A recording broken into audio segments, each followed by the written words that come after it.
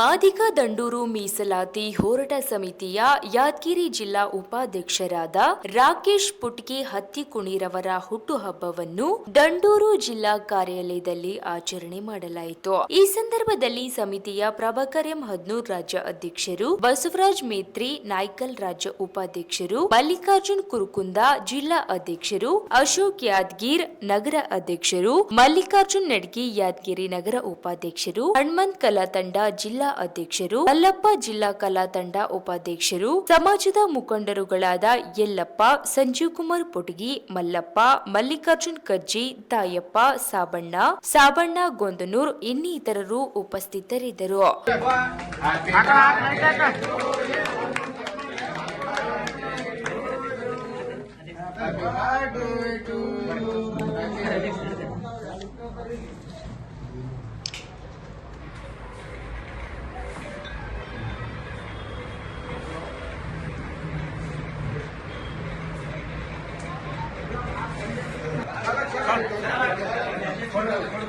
ಅಣ್ಣ